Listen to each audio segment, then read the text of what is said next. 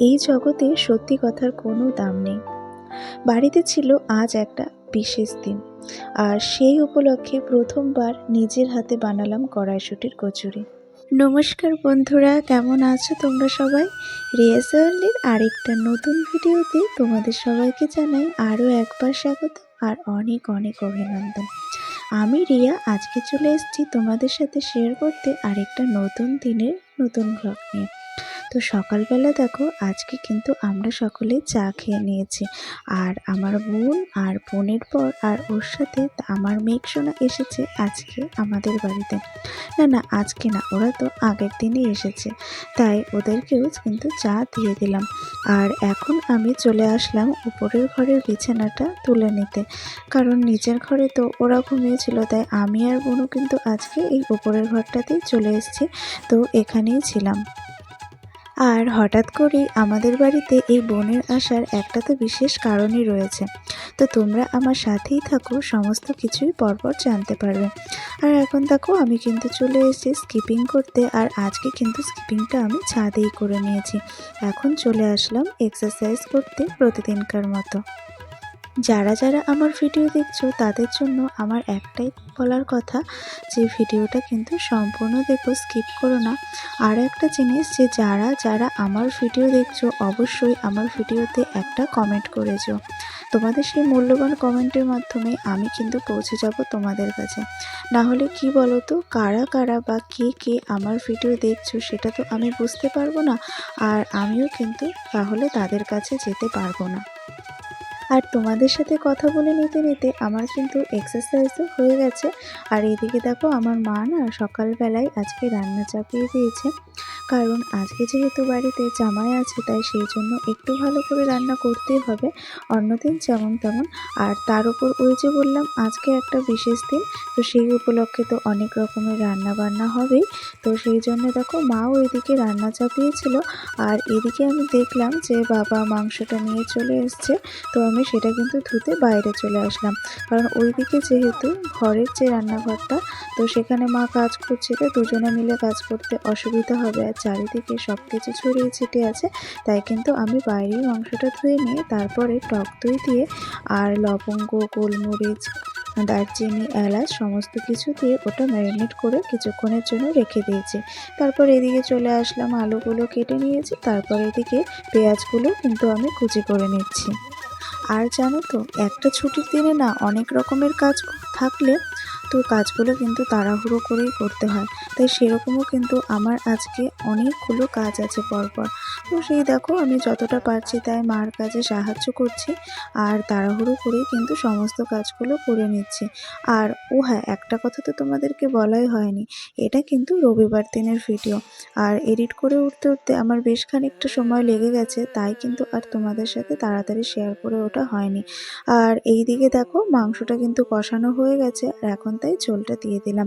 ওইদিকে মা রান্নাঘরে কাজ করতে থাকুক, আর এদিকে কিন্তু আমি এই ঘরবাড়ি পরিষ্কার করার কাজগুলো খানিকটা এগিয়ে রাখবো।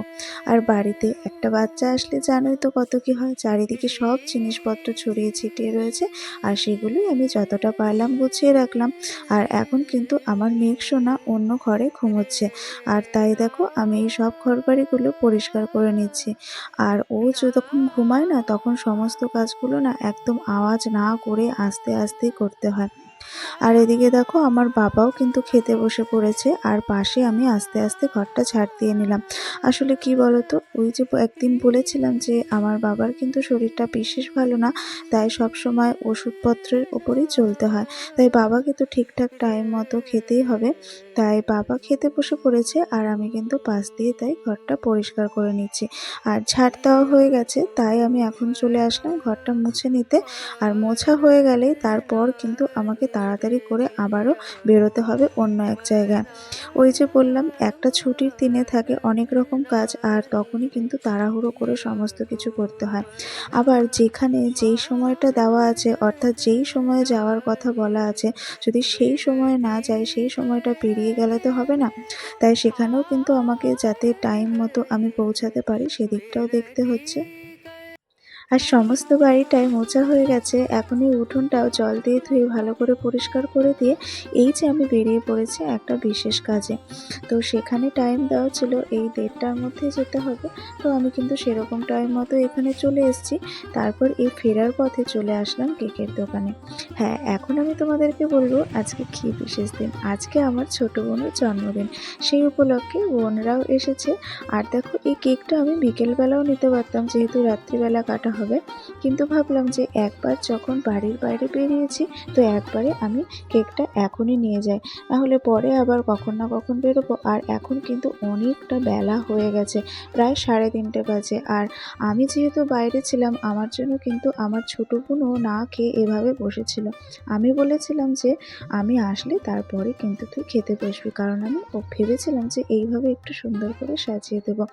তাই দেখো সাজিয়ে গুছিয়ে দিয়েছি যতটা পেরেছি। এবার আমরা সবাই একে একে আশীর্বাদ করে নিচ্ছি ছোটো বোনকে। আর ওইদিকে আমার ছোটো বোনও বলছে তোরা তাড়াতাড়ি কর, আমার তো ভীষণ খিদে পেয়েছে, আমি তো আজকে জন্মেছি বল, আমি তো ছোট। আর ওইদিকে দেখো সাজানোর সময় আমার মা মাছের ঝোল তরকারিটা দিতে ভুলে গেছিলো, তাই পরে কিন্তু আবারও দিয়ে দিল। আর এই দেখো আমি কিন্তু বাইরে থেকে এসে ড্রেস চেঞ্জ না করেই একেবারে বুনুর খাবার দাবার সাজিয়ে দিয়ে আমিও খেতে বসে পড়েছি, কারণ ওই সব কাজ করতে করতে অনেকটাই সময় লেগে গিয়েছিলো। তাই মা বলল আগে খেয়ে নে, তারপর অন্য সমস্ত কাজ করবি। আর তারপর দেখো এখন কিন্তু সন্ধ্যা হয়ে গেছে, আর তার আগে আমি কিন্তু স্নান করে পুজো টুজো দিয়ে নিয়েছি। তারপর একটুখানি শুয়েছিলাম, আর এখন ঘুম থেকে উঠে চুলটা আঁচড়ে নিয়ে তারপরে এই সন্ধ্যাটা দিয়ে এখন কিন্তু চলে যাব সেই বিশেষ কাজে, অর্থাৎ বুনুর জন্মদিন উপলক্ষে আমি ভেবেছিলাম আজকে কড়াইশুঁটির কচুরি করব। আর তার সাথে ওইদিকে তো সকালে চিকেন করেছিল, তো সেগুলো তো সমস্ত কিছু আছে। আর তাই জন্য দেখো কড়াইশুঁটিগুলোকে আমি কড়াইশুঁটি, কাঁচা লঙ্কা, আদা আর তার সাথে সামান্য লবণ দিয়ে এইভাবে কিন্তু আমি পেস্টটা বানিয়ে নিচ্ছি। হ্যাঁ, সামান্য কিছুটা কাজ আগিয়ে রাখছি, তবে এখনই কিন্তু এই কড়াইশুঁটির কচুরিটা আমি করতে বসবো না। তার কারণ ওই যে বললাম রাত্রিবেলা ভেবেছি যে বুনুর জন্যে যেই কেকটা এনেছি সেটা কাটবো। তো বিশেষ তেমন কাউকেই কিছু বলা হয়নি, ওই ঘরোয়াভাবেই যাতে ছোট বুনু আনন্দ পায়, তো সেরকমভাবেই করব নিজেরা নিজেরা। আর সবসময় জানো তো সবাইকে কিন্তু বলে ওঠা সম্ভবও হয় না, আর সেই পরিস্থিতিও থাকে না, তো সেরকমই ব্যাপার। আর এদিকে দেখো আমি এই ডোটা কিন্তু তৈরি করে নিতে চলে এসেছি। আমি 2 কাপ মতো ময়দা দিয়ে দিয়েছি, তারপরে 1 কাপ সুজি দিয়ে দিলাম, তারপর কিছুটা কালো জিরা দিয়ে দিলাম, আর এই তেল দিয়ে দিলাম ময়াম দেওয়ার জন্য। আর তারপর কিন্তু আমি এই ময়দাটাকে এইভাবে আমি মেখে নিচ্ছি। আর দেখো ময়দাটা মাখাও হয়ে গেছে। আর এবার কিন্তু আমি চলে যাব ওই জন্মদিনের জন্য সমস্ত কিছু গোছগাছ করতে। আর হ্যাঁ, এইদিকে দেখো আমি আরেকটুখানি তেল দিয়ে এইভাবে আমি এটাকে ঢেকে রেখে দিলাম, কারণ ভিতরে যে সুজিটা আছে তাহলে সেটা কিন্তু আস্তে আস্তে ফুলবে। আর আমার আরেক দিদি মানে এই হচ্ছে ছোটোবেলার দিদিমণি, অর্থাৎ ছোটোবেলায় আমি কিন্তু এনার কাছেই পড়তাম, তো উনিও এসেছিল, তো উনিও সাহায্য করছিল আমাদেরকে এই বেলুন সাজানোর কাজগুলোতে। আর ওইদিকে কিন্তু আমার মেঘসোনা বেলুনগুলোকে নিয়ে ভীষণ খেলছিল, আবার কয়েকটা কিন্তু ফাটিয়েও দিয়েছিল। আর এই দেখো এখন আমরা সবাই মিলে বেলুনগুলো ফুলিয়ে নিয়েছি, আর এইভাবে কিন্তু ওই মোটামুটি একটা মতো করে সাজিয়ে দিলাম। আর আমার ছোটো বোনও দেখো ও শুধু ভাবছে ও কখন কেকটা কাটবে আর খাবে, তাই বলছে তাড়াতাড়ি কর না বদ্দি ভাই, আমার কেকটা খুব খেতে ইচ্ছা করছে। দিয়ে দেখো আমাদের কেক কাটাও কিন্তু হয়ে গেল, আর ছোটো বোনও সবাইকে খাইয়ে দিচ্ছে। সবারই কিন্তু কেক খাওয়া হয়ে গেছে, আর বাবা যেহেতু এখন বাড়িতে ছিল না, তাই বাবার জন্য কিন্তু রেখে দেওয়া হয়েছে। আর এখন দেখো আমি চলে এসেছি কড়াইশুঁটির কচুরিগুলো বানাবো বলে, কারণ অনেকটাই রাত হয়ে যাচ্ছে, আর এগুলো করতেও তো সময় লাগবে বলো। আর এটা কিন্তু আমি এই প্রথমবার নিজের হাতে বানাচ্ছি। আসলে এই কিছু কিছু বিশেষ দিন আসলে মনে হয় যে আমি বিশেষ কিছু করে সকলকে খাওয়াই, তাতে খাওয়াও হবে আর সবার আনন্দ হবে, আর তার সাথে কিন্তু আমি এগুলো তৈরি করাও শিখে যাব। তো প্রথমেই একটা টেনশন ছিল কিভাবে কি করব না করব, কতটা কি হবে, আবার ভালো হবে তো। তো সেরকম একটা দোলাচলের মধ্যে ছিলাম। তারপর দেখো এদিকে কিন্তু আমার কাজটাও অনেকটা এগিয়ে গেছে, সমস্ত পুরগুলো কিন্তু লেচির মধ্যে দিয়ে দিচ্ছি। আর এবারে কিন্তু আমি একে একে সমস্ত লেচিগুলোকে বেলে নেব। আর এই লেচিগুলো বেলে নিতে নিতে তোমাদের সাথে আমার একটা ভীষণ একটা মনের কথা শেয়ার করতে ভীষণ ইচ্ছা করছে। জানো তো বন্ধুরা, সকলের তো একটা ব্যক্তিগত জীবন আছে, আর সেই ব্যক্তিগত জীবন থেকে আমি একটা জিনিস উপলব্ধি করতে পেরেছি যে এরকম জগতে মানে আজকের দিনে সত্যি কথা বা সৎ সাহস কোনোটারই কিন্তু কোনো কিছুর মূল্য নেই। যে যত বেশি মিথ্যে বলতে পারবে আর যত বেশি করে ছলনার আশ্রয় নিতে পারবে, তাকেই কিন্তু সবাই ভালো বলবে আর তাকেই সবাই ভালোবাসবে। হ্যাঁ, সময়ের পরিপ্রেক্ষিতে একদিন হয়তো সবাই সঠিক বিচার পাবে, কিন্তু যেই সময়টা চলে যাচ্ছে, অর্থাৎ বর্তমান সময় বা উপস্থিত সময়ে কিন্তু দেখো, যে সত্যি কথা বলছে বা যে সত্যের পথে চলছে, তার পথটা কিন্তু সবসময় বিপজ্জনক হয়ে যাচ্ছে। আর যে মিথ্যে কথা বলছে বা ছলনার আশ্রয় নিচ্ছে, তার পথটা সবসময় সুন্দর হচ্ছে। তো যাই হোক, এরকম চলবেই। তো সবার জীবনেই একটু আধটু হয়তো এরকম অভিজ্ঞতা আছে। তোমরা হয়তো আমার থেকে এ বিষয়ে আরও বেশি করে ভালো জানো বা ভালো বলতে পারবে বা বুঝতেই পারছো যে আমি কি বলতে চাইছি। যাই হোক, আর এখন দেখো আমি এই কড়াইশুঁটির কচুরিগুলো এখন ভাজতে চলে এসেছি।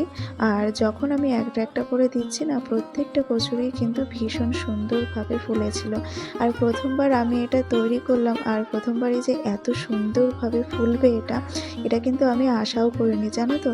আর যখন না এই কচুরিগুলো ফুলে উঠছিল, আমার যে কী আনন্দ হচ্ছিল সেটা না তোমাদেরকে আমি বলে বোঝাতে পারবো না। আর ওই যে বললাম, ওই একটা দিদি এসেছিলো যার কাছে ছোটোবেলা থেকে পড়াশোনা করেছি, তো সেই দিদিটা না আবার ঘুগনি নিয়ে এসেছিলো। তাই ঘুগনি দিয়ে, আর যেহেতু সকালে চিকেন রান্না করা হয়েছিল, সেই চিকেন দিয়ে এই কচুরিগুলো আজকে রাতে আমরা সবাই কিন্তু খেয়ে নিলাম। আর খাওয়া দাওয়ার পরে আরও যে বাকি কাজগুলো থাকে, এই বাসন কোসনগুলো পরিষ্কার করে রাখা, কিচেন সেটটা পরিষ্কার করা, তো সেই সমস্ত কাজগুলো করতে কিন্তু এখন চলে এসেছি। আর আজকের ভিডিওটা আমি এখানেই শেষ করলাম। সকলে ভালো থেকো, সুস্থ থেকো। আজকের মতো আমি এখানেই শেষ করলাম। টাটা।